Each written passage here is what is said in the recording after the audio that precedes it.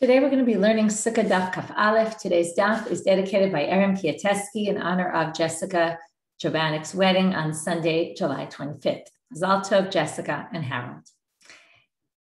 We are now going to start our from the beginning of the daf, or really the end of yesterday's daf. I'll just refresh your memory. We were in the Mishnah, beginning in the second parak, of someone who's sleeping under a sukkah. So under a bed in a sukkah. So Yashen Tachad Amita, we saw Tanakama says, Lo Yatsa Yedei Chavato, you do not fulfill your obligation. Rabbi Yehuda says, what do you mean? We did this with the rabbis and we slept under the bed. So I mentioned in yesterday's Shiur, and I'll go over this again. It's actually an excellent footnote in the Koran if you have it, that there are basically two opinions about what the problem is. If you say it's a tent, which is in a sukkah, and a tent in a sukkah, again, we're going to talk about the rabbis who say it's a problem. A tent is going to basically nullify you being in the sukkah, because instead of being in the sukkah, that's kind of like a tent, you're in this tent in a tent. And therefore, being under the bed is like being in a tent. That is going to be a rabbinic prohibition. However, if you hold that the issue is it's a sukkah al gabe sukkah, that we kind of had two sukkahs here, as we saw this sukkah before in the sukkah al gabe sukkah, then we're going to basically say this is disqualified on a Torah level because you don't have kosher schach, basically. You end up with your bed being your schach and that at the top of the bed, and you actually can't do that. So there's two different approaches for how to read this. Now we're going to go back to our Mishnah. So our Mishnah is our Gemara, which quoted a Mishnah in Ohalot. The Mishnah in Ohalot, we started about talking about a man-made hole versus a nature-made hole. Okay, or we could say bidei shamayim. Okay, and that's what we're going to call it, or kol ohel. Rabbi Yehuda said that there's a machloket Tanakama Rabbi Yehuda in that Mishnah about whether a non-man-made ohel, one created by some natural occurrence, is considered an ohel or not. So Rabbi Yehuda says, kol ohel she'eno asur bidei adam, and the last line of Kaf Amud Bet is an ohel. So my time of Rabbi Yehuda, what's his reason? Where does he get this opinion from? Yalif ohel mi mishkan. He learns ohel in the laws of Tumat Mate and Ohel, laws of impurity of a dead body. It says Ohel in that verse. Okay, I'll read the Pasuk and pay attention how many times the word Ohel comes up in this verse. Zot HaTorah Adam ki yamut be'Ohel, kol ha'ba'al ha'Ohel, ve'kol asher ba'Ohel yitzma shivat yamim. This is the rule of a person who will die in a tent. Anyone who comes into the tent and anything that's in the tent will become impure for 7 days. Note that the word Ohel appeared 3 times in that one verse. So first of all, we're not going to deal with that just yet. Rabbi Yehuda says we learn Ohel here, and it talks about Ohel by the Mishkan, because the whole Mishkan, right, is called, or the sanctuary part of the Mishkan is called Ohel Moed. So we learn it from there. K'tiv ha'acha, zot Torat Adam ki yamu Ohel. This is the law of a person who dies in a tent. Uktiv hatam vayifros et ha'ohel ala Mishkan. They put the Ohel, actually, it's not really the Ohel Moed they're referring to, but here they say they put the Ohel, the tent, over the Mishkan. It was the covering, and they call it an Ohel. Mala halam bidei adam. Now that Ohel was made man-made. Afkan bidei adam. Here, likewise, it will be man-made. So therefore, the only Ohel that creates Tumat Mate, according to Rabbi Yehuda, is one that's man-made. To which the rabbis say, what's their answer? Rabbanit, Ohel riba. It says Ohel 3 times in that pasuk. That means any kind of Ohel. It doesn't matter, man-made, not man-made, it's all going to be included. And that's why the rabbis say even a man-made hole is going to have laws of an Ohel. Again, that means if there's a dead body in this hole, as long as there's a tefach of space above it, we're going to have laws of Ohel. Anything else in that space will be impure. And not only that, remember, there's 2 issues to an Ohel with impurity. One is a stringency, one is a leniency. The leniency is that instead of the tumah going up straight to the heavens, we basically, the tumah is blocked. It's called chotzetz b'fnei tumah. The roof of that structure, which in this case isn't really a roof, but it's whatever is covering it. Let's say there were rocks and a hole formed. So the rocks that are on top create a tent. So anything in it is impure, but anything above it will be fine, even though the dead body is directly below, because the rocks block it from going out. So now the Gemara says, really, v'sava Rabbi Yehuda kol ohel she'eno asur bidei adam eno ohel? Does Rabbi Yehuda really hold this way? And we're going to quote a source from Masechet Para, which talks all about the para aduma, the red heifer. The red heifer, they were extra careful when it came to laws of impurity. If the people handling it had to make sure to be very far away from impurity in any way they can. Remember, there's a whole thing there. I'm not going to get into all the details of the Prushim Stukim argument, but in any case, they were super careful. One of the things they did, you'll find this pretty fascinating. In order, one of the processes you have to do is to take water from the Shiloach, which is in Jerusalem. Take the water from the Shiloach and use that water. You need mayim chayim. You put it in a utensil, in a kli. So we're going to talk about how they collected that water. In order to make sure that there was no impurity whatsoever, they did the following. Chatzerot hayu bnuyot b'Yerushalayim al gabei hasela, v'tachtehem chalal mipnei kever tahom. They would build these courtyards in Jerusalem on top of rock, and underneath the rock was a halal, a space, because of kever tahom.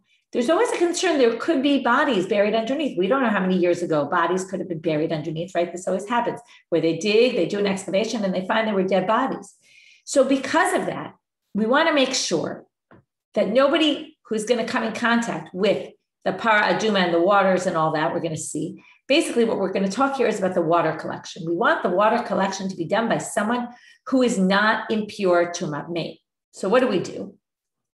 They take this space, these courtyards, they built them in Jerusalem in a way that even if there was tumah under the ground, nobody above ground here would become impure because the space, right, and then the cover over it, right, where the houses were built, there was a roof there in the ground, which blocked with a space underneath. So that blocked any tumah from underneath, can't go above anymore.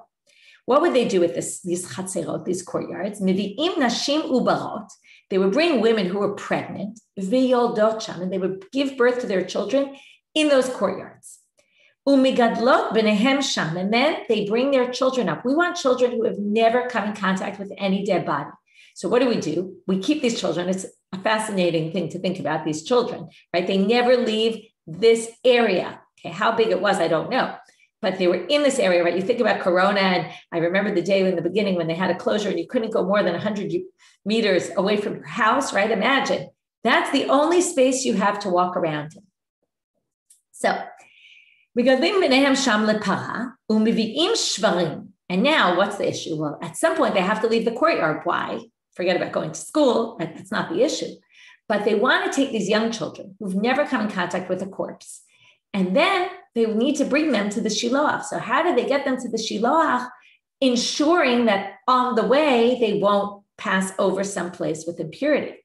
So what's the way to do it? You create a portable tent that's going to go with them the whole way. How does that work? Mivi'im shvarim, so they bring oxen to carry them. Ve'al gabehen dlatot, they put a wooden beam on the top, okay, like a door, they call it. They put it flat on the ox. V'tinokot, now they're not really tinokot, but young children, yoshvim al gabehen. They sit on top of these wooden boards. The purpose of the board is no tumah can pass the wooden board. It blocks the tumah from going up. So now they're protected because underneath them is basically a portable tent.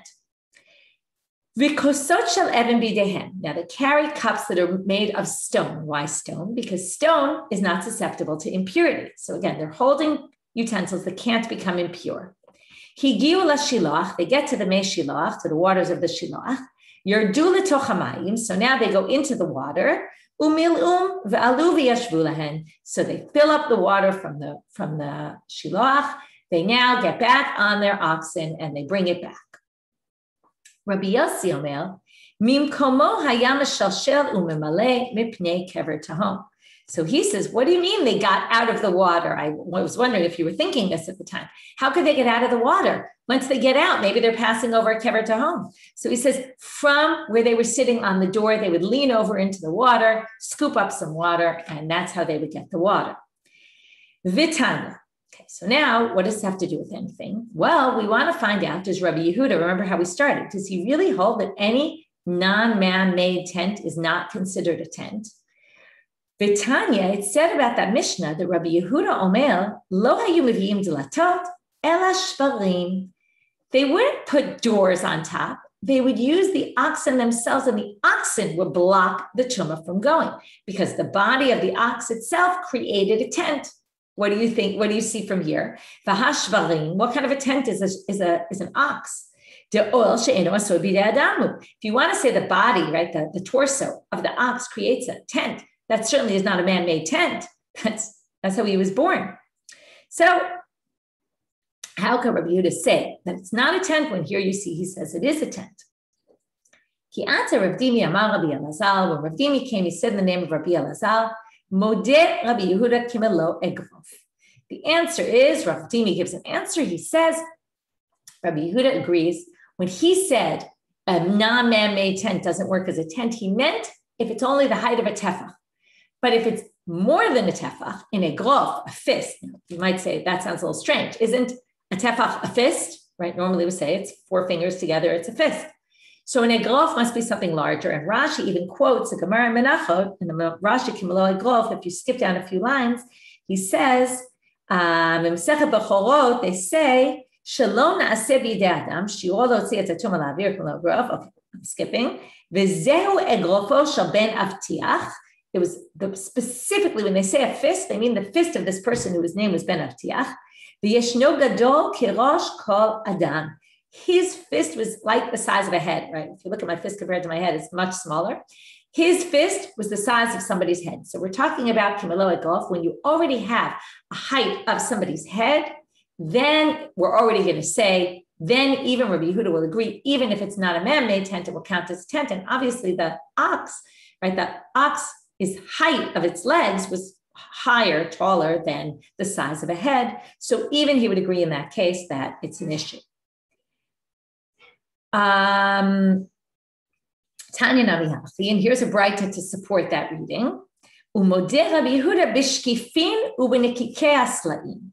Okay, he agrees when it comes to these are slaim, rocks that get taken, right, blown off by the wind, and they leave a big hole. That a hole like that, which is much bigger, or nikikei slaim, which is the cliffs, right? I want to look for the interpretation here, how they translate it in English. Right, in the Quran, they translate it as the case of caves and deep cavities in the rocks. Okay, so if you have these deep cavities, those already he'll admit that they're okay. So not only do you see it there about not only is he giving this answer, kimelo egrof, but we see it in a braita, and it's not just the Rav Dimi suggests, maybe Rabbi Yehuda will agree, but we actually have source for it in a Tannaitic source that Rabbi Yehuda himself agrees that if it's a deep hole, it will be already susceptible to impurity, right? Laws of Tumah will apply to it, which then takes us back to our case. So now they say, wait, v'harei delet. Now we understand. Let's go back to Rabbi Yehuda. He says the ox makes the tent and not the board. So they say, what's wrong with the board, right? It doesn't make any sense. We thought in the beginning the ox is less likely to be the right thing here, right? To create a tent. We need something that creates a tent, right? So the ox, we said, is less likely because it's not man-made. So the board should for sure be okay according to him because it is man-made. So they say,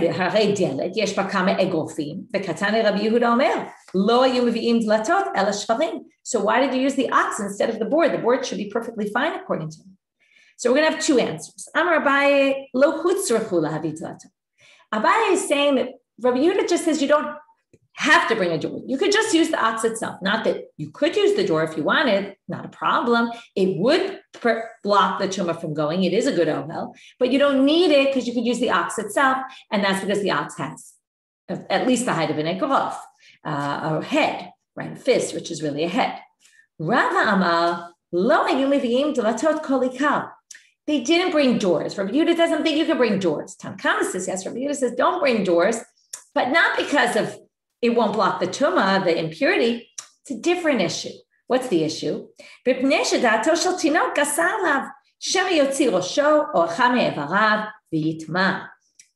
minute. If you're sitting on a door, try to imagine this child sitting on a door. It's not very stable. So he might move a little bit off of, right? He might tilt over.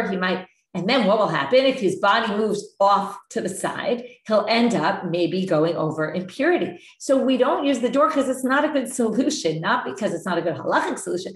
technically speaking, it's not a good solution, which will then be a halachic problem because the child will lean over and he might go over b'kever tahom, right? He'll again, yitma kever tahom, and that's exactly what we're trying to avoid.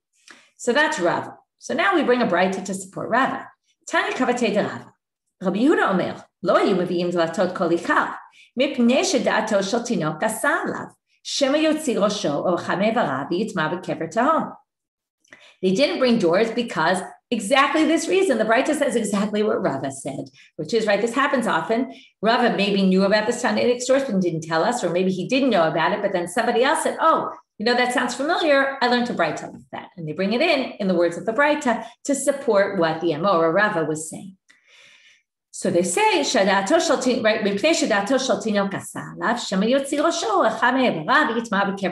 exactly this concern.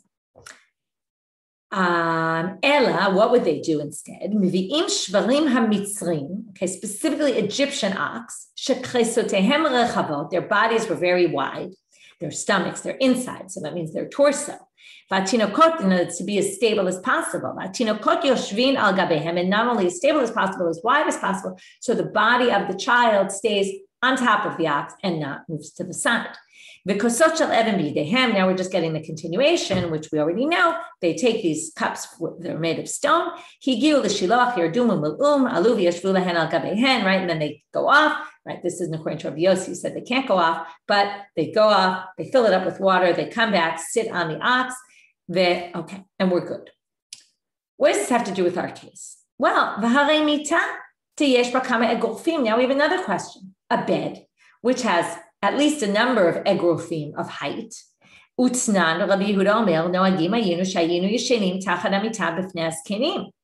So if we have this case, that he sat on this under this bed, wouldn't you say if it has kama egofim, according to Rabbi Yehuda, it's a tent, and this was actually man-made, so all the more so it should be a tent. So why isn't he concerned with the fact that we have a tent within our sukkah?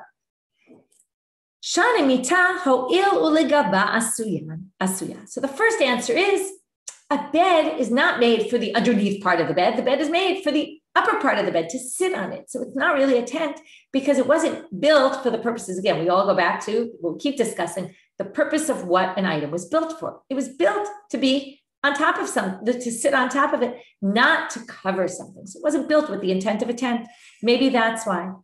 But then they say, well, if he thinks that an ox can function as a tent, but a bed can't, that seems a little bit odd. Shvarim nami ligaban asuyim. When they're built, right? They're built to carry things on top of it, not to shade things underneath it, right? So let's see. Is that true? Well, Ki'ata Ravin, Amar Rabbi Elazar, this is the first answer. Ravin comes from Eretz Israel and he tells the Babylonians in the name of Rabbi Elazar, Shani Shvarim, what do you mean? Ox actually are used to shade people. In the rainy season or in the summer hot season, people go under the ox to get shade. Right? You think about it now, it's very hot out if you're listening to this on time. Super hot outside. Probably, I don't know where you live, but certainly where I am right now, I'm in Florida, it's very hot. And when you're in this heat, all you're looking for is to find any patch of shade. So if it's under the ox, you'll take it under the ox, especially if you're the ro'eh, you're the shepherd, and that's all you have. You're out there grazing. You need some shade, you'll go under the ox. So then they say, okay, if you're going to say that, the ox really usually put things on top, but it does sometimes used for shade, and that's enough to say, we'll use it, we'll consider it an ohel. The bed also, here you learn about what they put under their beds in those days.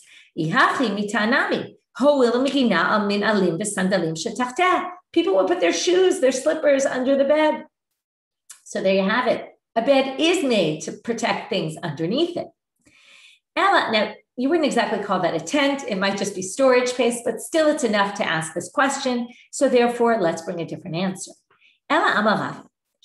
The whole issue is we're trying to figure out why Rabbi Yehuda doesn't think it's a tent, or we'll get to later, even if he does think it's a tent, maybe it's still okay. That's in the end what we're going to say. But right now, we still want to think, maybe he doesn't think that under a bed is a tent, even though he thinks that under an ox is a tent. So here's our second answer.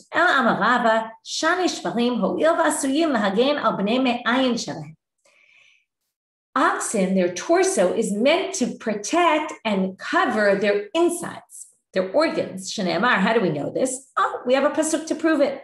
Or ubasar talbishini. This is a pasuk from Eov. Uva'atzamot v'gidim tisochacheni. Notice the word schach, cover. Cover me, right? Or basar will be on my body, and it will protect, it will cover my bones and my sinews and everything inside. So in fact, the torso of a shore is meant to protect what's inside of it, which is clearly not the case with the bed. The e-bite dema, as an alternative. So that one said basically, bed is not a tent, ox is a tent. But alternatively, you could say, Rabbi Yehuda l'ta'ameh. Rabbi Yehuda, what do you mean? He goes according to his own approach, which is, we already know this. Ta'amar sukkah dirat keva b'inan. A sukkah has to be a permanent structure. A bed is a temporary tent. V'sukkah ol keva, and a sukkah is a permanent structure, a permanent tent. This temporary thing that's your bed is not going to come and override your sukkah, which is permanent structure. So therefore, that's his reason. So now, if you remember, Rabbi Shimon and the Mishnah disagreed with him. So now they're saying, one minute, but Rabbi Shimon also was one of those people in that list way back when Abai said all these people hold sukkahs dirat keva. Rabbi Shimon was one of them. Rabbi Shimon damar nami sukkah dirat keva b'inan. You want to say that according to him, ate ohel harayim mavata ohel keva. You think that according to him, he thinks the sukkah is a permanent structure, but he thinks that under the bed is a problem. Do you think he thinks that because, how could he say that this temporary structure can mess up your permanent sukkah? Doesn't make any sense. So the Gemara says, oh, in fact, yes, in Baha Pligi, that's exactly the root of the machlokah between Rabbi Yehuda and Rabbi Shimon. Mar savar ate ohel harayim mavata ohel keva. Rabbi Shimon holds this temporary sukkah can override your temporary tent under the bed can override the permanent tent of the sukkah. And therefore, you can't sleep under this bed because it's as if you're under the bed and not the sukkah. And Mar Savar, Rabbi Yehuda says, what are you talking about? Lo ate ohel harayim mavata ohel keva. Only things that are just as strong, right? Don't pick on someone your own size, right? Only someone who's just as strong is able to cancel something that's just as strong. But if it's weaker, it's not going to be able to. Now we're going to go more into, so in the end, according to this interpretation, that's exactly the machloket. That would, by the way, support the opinion that we said in the beginning about what exactly is the issue here. Is it that we have this tent that's nullifying the other tent that's inside of it? Or is it that we have a sukkah under a sukkah and it's a separate problem? So this answer would go with that opinion as opposed to the sukkah on top of a sukkah. Now the Gemara is going to go into the story about Tavi, the servant of, right, the Eved Knani, the Canaanite slave, actually, of Rabban Gamliel. Amar Rabbi Shimon, Maseh b'Tavi avdo, Tanya. So now there's a braita about this. And what does he say? By the way, it's interesting. If you remember, we had a few days ago the etel, the pitchfork. And then after we had this whole kind of dry sugya about etel and what do we do and what's, crushing and the yadod and the tumah and all that, it ended with this beautiful idea about the prayers of tzaddikim and how they can, kind of uproot what God was intending and shuffle everything around. So here we end, and it was the end of that section. I think it was just before the new Mishnah. Likewise, here, we're going to have it end a section before the Mishnah with another kind of zoom out and look from a different perspective and learn something from this. Maybe, right, if you're feeling like these dapim are very technical and how exactly do we build our sukkah and what measurements, and it's very tedious to a certain extent. But even though we're getting a very broad ideas about human intent and what people normally use things for, and do we go by subjective, objective, there's definitely a lot of interesting things within this that one could take to all sorts of areas of halacha or just in general. How do we judge things, right? By our own experience, by other people's, by what's generally done here, etc. But the Gemara wants to kind of zoom out and say something on a different plane entirely. So Tanya, Amar Rabbi Shimon. So the Braita says, Rabbi Shimon says, Misichato Rabban Gamliel lamanu shnei dvarim. You can learn from this conversation that Rabban Gamliel had. Okay, let's go back quickly to the Mishnah for a second. The Mishnah had said, right, there was a case of Tavi Avdosh Rabban Gamliel. Rabbi Shimon brought this case. Shaya yashen tachat hamita. Amar lahem Rabban Gamliel eskenim. Here's the conversation. He said to the rabbis, Rayitem Tavi Avdi shu talmid chacham v'yodea shavadim tulim in sukkah lefichach yashenu tachat hamita. Right, so he said, Do you see, Tavi, my Eved, he knows that he's exempt from Sukkah, and that's why he's sleeping under the Sukkah. And then, and through that, we can learn that if you sleep under the Sukkah, you're under the bed in the Sukkah, you're not fulfilling your obligation. So now he says, from his conversation, we learn two things. This they didn't bring up in the Mishnah directly. It was obvious, it was implied. But from here, we learn that Canaanite slaves are exempt from Sukkah. Again, it's time bound, right? You might have thought we're going to get to this later. That's Teshvu Kain Tadul. You're supposed to live in your Sukkah the way you live in your house. You live in your house with your wife and your children and your slave. So you might have thought maybe all these people are obligated, but no, in the end, we say they're not. We'll get to that soon about women in general. But right now, we're just kind of touching it a little bit. So now they say, and obviously we learned someone who sleeps under the Sukkah does not fulfill one's obligation. But now they say, wait, his wording is a little bit strange. Why didn't he just say from the words of Rabban Gamliel? Why did he say sichato? Sicha is a conversation. What sounds two-sided? Like, what's this? Why did he use the word conversation? So what did they say? Milta agav orche kamashman. He wanted to teach us something additional, okay, that you learn right by the way. So what do we learn by the way here? Ki hada amar Rav Acha bara'ada va'amre la'amar Rav Acha bara'ada amar Rav Hamnuna amar Rav. Either Rav Acha bara'ava said it, or Rav Acha bara'ava said it in the name of Rav Hamnuna, who said it in the name of Rav. Minayin she'afilu sichat talmidei chachamim tzricha limud. How do you know that even a simple conversation among Torah scholars needs to be learned and studied and thought about? That from every conversation of Talmid Chacham, you can learn something. Shene'amar va'alehu lo yibol. As it says, its leaves will never wither. Okay, and from there they learn that from anything that comes from this Talmid Chacham, you can learn from. Okay, just one second. Right, the pasuk there compares someone who's a Yirei Shamayim, a God-fearing person who learns Torah, to an eight shatula palgemayim asher priyo yitain b'itov aleu lo yibo, like a tree that's planted by the water, whose fruit will bear fruit in its time, and its leaves will never wither. So they say there that even the leaves, which are seemingly insignificant, are important. Okay, that's the idea. New Mishnah.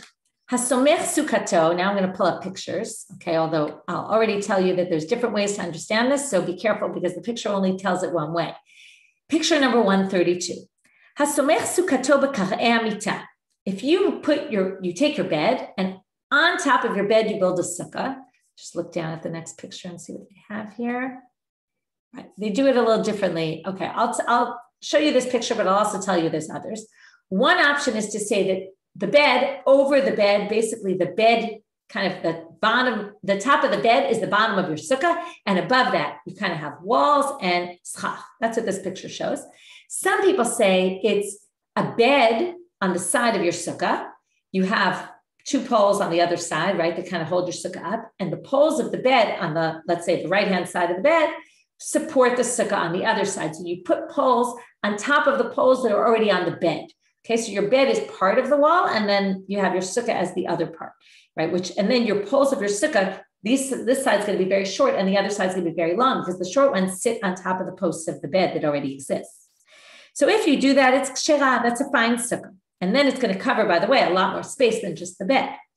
Rabbi Yehuda Omer, it would have to be, by the way, if it's the first picture, it would have to be a big enough bed that the bed is 7 by 7 tefachim, handbreadths, otherwise it won't work. Rabbi Yehuda Omer, the sukkah would have to stand on its own. In other words, if you took the bed out, would the sukkah still stand? Even this, there's different interpretations. So we'll say if you move the bed, right? Let's say this picture. If you move the bed, the sukkah is going to move with it. So it's actually okay. But let's say if you have it the other way and you take the bed out, one side, the poles are going to be very short, and the other side, the poles are going to be very long, and your sukkah won't be stable. Unless, of course, your bed is very short, and it's only a little bit lopsided, then maybe it would. So again, it's very tricky, and there's different interpretations among the commentaries what all this means, what the reality of this case is. My time at the Rabbi Yehuda. So what's the reason for Rabbi Yehuda, who says it has to be able to stand on its own in order for it to be good? They both have a disagreement. What do they say? Charama, one says, mipnei she'en la keva, because it's not solid, because if you move it, it's going to, right? Remember, he says you need a sukkah that's dirat keva. If you move it, take out the bed and the whole thing drops on the floor, then it's not very stable. A bed, and this is a whole big sugya, a bed is something that's susceptible to impurity. It can't be used as schach. Since it can't be used as schach, okay, there's different interpretations here why this is a problem, but some people say that this is why ma'amid is a problem. If you're ma'amid, you support your sukkah on something that's susceptible to impurity, we're worried that you might think that schach can also be susceptible to impurity, and you'll use that material as schach. What's the relevance of this? It's super relevant to us. When we build our sukkahs, we usually use metal poles, most sukkahs. Metal poles are susceptible to impurity. So how do we put our schach on metal poles? So if you notice, we don't. We actually put our schach on wooden, we put wooden beams across. Again, I'm talking about how I build my sukkah. I'm sure different people do it different ways, but we put wooden beams across. On the wooden beams, we put the schach. The reason why we do that, first of all, it holds the schach in place, but it's not the only reason. It's because without that, we'd be ma'amid our sukkah on metal poles, and metal poles are susceptible to impurity and can't be used as schach. And since they can't be used as schach, you also can't support the sukkah on them. Okay, so one says it's for that reason. My benayu, what would be the relevance between these two opinions? Okay, where would there be a relevant difference? So here it comes. Actually, we're not up to the picture yet. Kigon shena'at shipudin shel barzel. Oh no, it is. Kigon shena'at shipudin shel barzel v'sikech alehen. If you put metal poles, right, and then you put the schach on top of them. Lamanda amar lefi she'en lakeva hareyesh lakeva. If you say it needs to have solidity, this has solidity, that's fine. But manda amal b'pnei she'ma'amida b'davar mekabel tumah, harei ma'amida b'davar mekabel tumah, and therefore it would be no good. Okay, and therefore this wouldn't work. Amal Rabbanit. Now comes Abai. This is really the picture, although the picture kind of looked like what we just said also. But now comes Abai and he says, based on what we just learned, Lo shanu ella, when Rabbi Yehuda says this, when Rabbi Yehuda in our Mishnah is only ella samach. It's only if your sukkah is actually leaning on the bed. Aval sikech al gava mitach kshera. But if you put schach on top of the bed, okay, then it's kshera. Again, you're going to have a little bit of a difference of opinion about what this means. So one opinion is to see the way it is in the picture, which is you put schach above the bed, not connected to the bed. But other people say, no, it means if you put the schach on the bed itself and your bed is the sukkah, right? Your whole bed is the sukkah. Your walls of your bed are the walls of the sukkah, and the roof of the bed is the roof of the sukkah. So you put schach on there. So then you would say, right, aval sikech al gava mitah kshera, right? So al gava mitah could mean on the bed itself, or it could mean above the bed, not actually connected to the bed. My time, laman damar lefi she'en lakeva hareyesh lakeva. This would work because it's solid. It's solid on the bed, or it's solid above the bed. And if you do it like this, it's actually not on something that's susceptible to impurity. Okay, and that's because in this case, what we'd be saying is you'd have posts that come out of the bed, right, that come off the bed that are permanent in the bed. If you're saying it's on the bed itself, because the bed is susceptible to impurity. But what it is you have these posts that are part of the bed, and your sukkah, your schach rests on those posts. In that case, those posts are not mekabel tu'ah because they're not kli in and of themselves. They're just posts on the bed, but it's solid because it's set in the bed. It's not like you stuck a beam on top of the bed. It is actually part of the bed itself. Okay, if you take this picture, then obviously it's something different because you're using these wooden poles and it's on the wooden poles, and then it has nothing to do with your bed at all. And it's both permanent and it's also not using something that's susceptible to impurity. Okay, with that, we'll finish. We'll start with the next mission tomorrow. Have a great day, everybody.